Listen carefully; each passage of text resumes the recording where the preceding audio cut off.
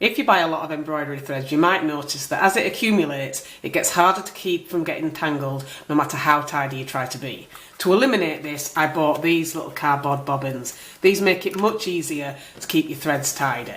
But I bought these thinking that they would be more environmentally friendly. Unfortunately, as it turns out, because they're plastic coated where I live, you can't recycle these. So when I'd used them, they would end up getting crushed like this. And as I wound them round, they would bend round and they would actually get damaged. So after a couple of uses, they ended up getting thrown away anyway.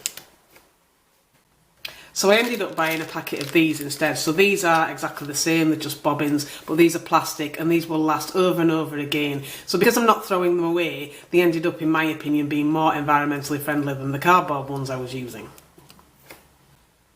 So if you're going to be using these a lot, I think it is actually worth investing in the plastic ones just because they're stronger and you won't have to keep throwing them out and replacing them, which also saves money. So another tip for when you buy embroidery threads and you wind them onto a bobbin, you'll obviously usually get rid of the little seals around it that give the details of what colour, what shade, what thickness, etc. So I tend to write these on the bobbin. Obviously it's not as easy to write on the plastic ones, so I just get a little sticker and put the same thing on there with what brand it was, colour shade, size, etc.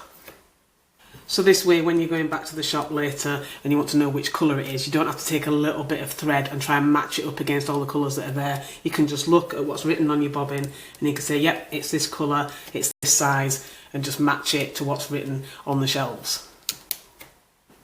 So all you need to do is get your bobbin, take your seals off your threads, and find one of the ends of your skein. And you should have a little split in the plastic there, so you can put your thread in and then just wind it carefully around the bobbin.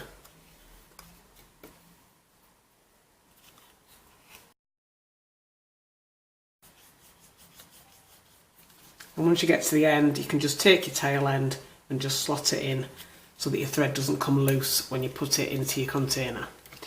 And you should end up with something like this.